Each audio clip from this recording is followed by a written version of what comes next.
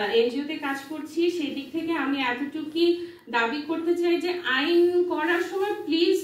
Make it pro people, মানে মানবাধিকার এবং মানবতা এই জিনিস, এই কম্পোনেন্ট গুলোর সাথে মানে মার্চ করে আইনটাকে করেন। এবং এখানে এই আইনটার তো একটা বড় ক্রিটিসিজম হচ্ছে যে এটাতে আসলে কনসালটেন্ট গুলো শোনেন এবং দেখেন যে এটার অপব্যবহার কিভাবে হতে পারে। এবং আরেকটা কথা বলবো সেটা হচ্ছে যে শুধুমাত্র আইন করে আসলে অপরাধ দমন মনে হয় সবসময় সম্ভব না। মানে আপনি আইন করে শাস্তি দিবেন আপনি, কিন্তু এটা কমানোর জন্য কিন্তু আপনার অন্য পন্থায় যেতে হবে। অবশ্যই ইন্টারনেট ব্যবহার করে লিঙ্গ সহিংসতা হয়, অবশ্যই ইন্টারনেট ব্যবহার করে মিস ইনফরমেশন ছড়ানো হয়। তো আপনি সেগুলোর জন্য আপনি অ্যাওয়ারনেস ক্যাম্পেইন করেন, আপনি স্কুলে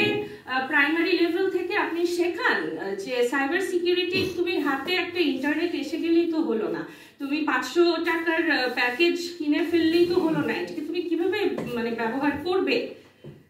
মিস ইনফরমেশনটা কি, সাইবার বুলিংটা কি, নারী প্রতি সহিংসতাটা কি, এটা কেন করা যাবে না, রাষ্ট্রদ্রোহিতা কোন কোন জায়গায় সাবধান থাকতে হবে সেটার জন্য আপনি ইন্টারনেট লিটারেসির উপর আপনি জোর দেন, আপনি অ্যাওয়ারনেসের উপর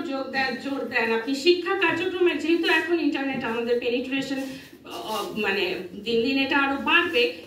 এই বিষয়গুলোকে আপনি ওই পেরিফেরি গুলোতে বাড়ান। আপনি শুধুমাত্র মানে এত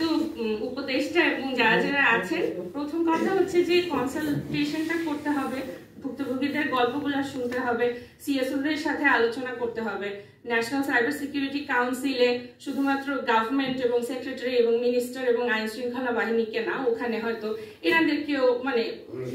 একটু ওই জায়গাটাতে একটা ব্যালেন্স করতে হবে। এবং সর্বোপরি হচ্ছে যে আমার কাছে মনে হয় যে একটা আইনের মধ্যে এতগুলো ধারা, এত খটোমটো বিষয় দিয়ে এটাকে এত কঠিন করে মানে এটাকে মানে একটা ভীতিকর জিনিস তৈরি না করে আপনি ওই জায়গায় কনসালটেশন করেন, আপনি সময় নেন, আর এইদিকে এই যে মিস ইনফরমেশন বা যে অপরাধগুলা, সেই অপরাধগুলো দমন করার জন্য আপনি শিক্ষা, অ্যাওয়ারনেস ক্যাম্পেইন এইসব দিকে মনোযোগটা দেওয়া উচিত। ধন্যবাদ।